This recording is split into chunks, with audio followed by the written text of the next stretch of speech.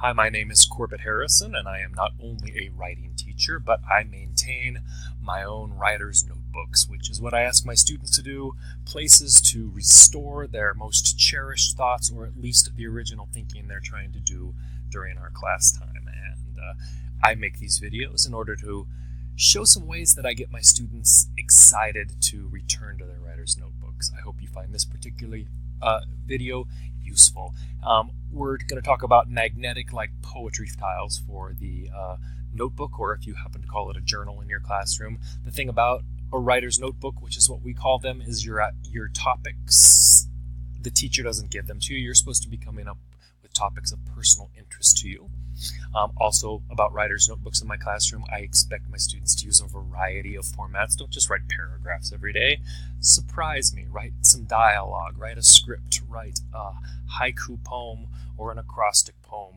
Use a variety of writing formats because then you're not predictable, and that allows you to explore your topics uniquely. Not just copying down others' facts, but exploring those topics uniquely.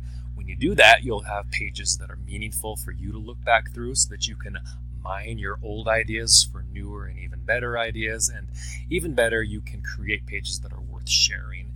In my classroom, my students very much enjoy sharing their writer's notebooks with one another, and this leads to a nice community and a student-centered classroom.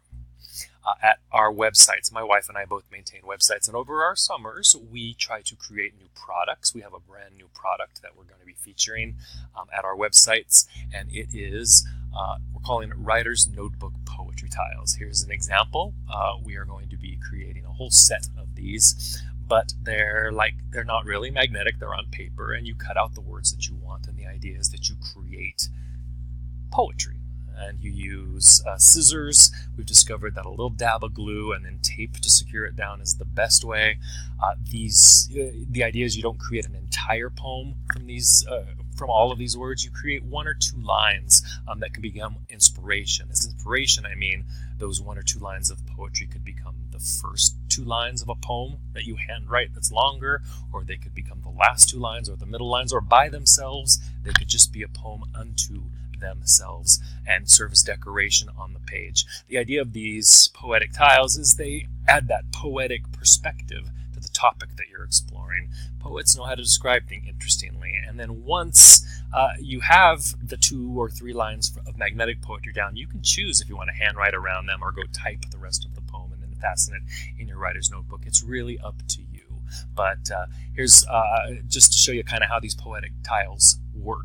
This is the top third of the sheet that I just showed you, and the theme this time, it's a spring theme, preparing a garden for planting. We took many words and we tried to choose words that were manipulatable. We wanted this to be about grammar as well as poetry, and so words like farmer can just become farm if you just clip it, and flower from flowers, and dirt from dirty, and then you can use those suffixes that you have left over to make words like greener now, and creates, and summery, which is one of my favorite words. It's a summery day outside, and so the manipulation of words is part of this process. We have divided the rest of the sheet into basic words that you would need, and we ask that students cut those out ahead of time so that not every word needs to be cut out, but the chunks can be cut out so that your desk has words like this, and then if you happen to need a word, you can say, hey, I can't find this word, and maybe someone can find it, and they can say, hey, it's over in the helping verb section, or it's in the preposition section, and by doing so, that increases the grammar vocabulary that's being used in a classroom. So this was kind of how I influenced these poetry tiles. I wanted them to be about grammar, and from these words all together, you can start writing poetry. This shoveler of worms I took from the entire sheet, and I said, there's a good line of poetry. Shall push earth into a furrow of nourished soil.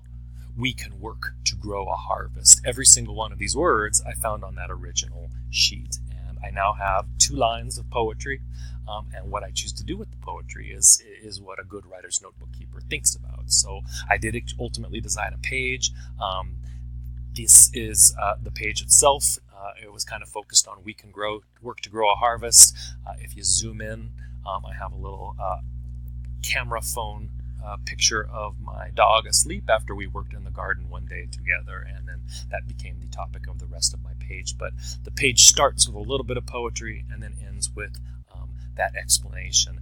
That Preparing the Garden, that's one of the 3 sets we're offering at our website for free. We're also offering one on snow days. Let me just kind of show you an example so you see how you use the snow day tiles. Just so you know, the full product, when you're done with it, it's going to be 24 thematic sets. We're looking at 6 sets per season, basically. And then you're also going to get a blank poetry tile template, which basically means what you see there at left, but the top third are blank. You can fill in your own words on an own topic. We warn you, it's a little more challenging than you think it is. Dina has been pulling out her hair trying to tackle a few topics as we finish this. But by August 15th, we should have 24 thematic sets ready to go. The snow day theme is one that's just free on our website. I'll show you at the end of this video how to get to it, but the whole product will be available at our Always Write website, our Teachers Pay Teachers site. So here are the words from the snow day, and here's what Dina did. She came up with this line: winter snow crystals sparkled. She likes to put words together. That's the nice thing about poetry, is it's an interesting way to assemble words together. While snowballs whistled by, laughter at our numbness, smiles while shivering. That was her poetic image that she came up with, using all of the words on she then glued them down just with a dab of glue, and you can kind of see in this picture how she taped it down afterwards. You have to be conservative with the tape. Teach the students that, because you'll go through a lot of tape with these, but glue doesn't hold them down by themselves.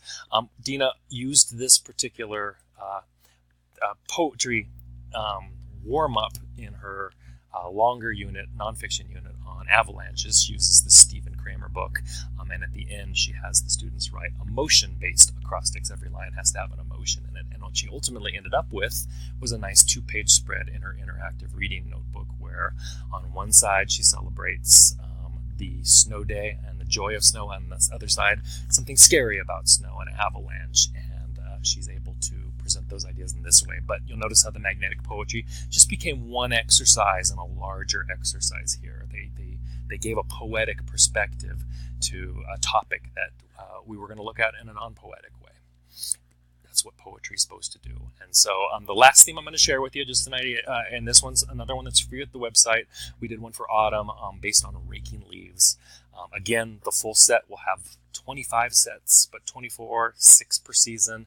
Hopefully August 15th. We're pretty sure we're going to make that deadline. It'll be at our website. But here's your students think differently. Some will really like the idea of found poetry. Some will struggle with it, whether they just come up with a couple of words from the Poetica, and that inspires larger writing. Vivid Golden Forest could be a line in a sentence. It could be the title of something, or Crackling Garbage Bag. All you get from this, and then you're ready to write something different or longer. Or perhaps Stomping Season. That's a nice thing to think about when you are raking leaves. Or if you are a sentence-oriented person, there are folks who are just descriptive-oriented. If you want to make them sentences, it's pretty darn easy to do with the rest. It's always been Stomping Season. Just because no crackling garbage bag is mine, a vivid golden forest can be ours. It's not hard to write poetry. Using it in a notebook to inspire bigger writing, that's the challenge. Can you do it? I hope so. Everyone's notebook should have a little bit of poetry in it. Let these magnetic poetry tiles inspire you. If you head to my website, you can search for them. At the very bottom of every page, there's a Google search. Just look for the poetry tiles. On the left-hand side of every page at my website, there's a green menu bar. It's this color. Look for the tab that says Full Lessons. I first posted this lesson in July of 2017, and so if you look in the archive under that date, that's at least one way you can easily find the lesson where we feature the free poetry tiles for notebooks. And you can also probably just Google my name and Writer's Notebook Poetry Tiles. Those will all get you to a page at my website that looks like this. Very near the bottom, you're going to find these 3 pictures. If you click on one of them, it will open up the PDF file so that you can print as many copies as you'd like for your students and try it in a lesson somehow. If you have questions at all about this product, feel free to contact us. We are just trying to make writer's notebooks that much more exciting. And you know what?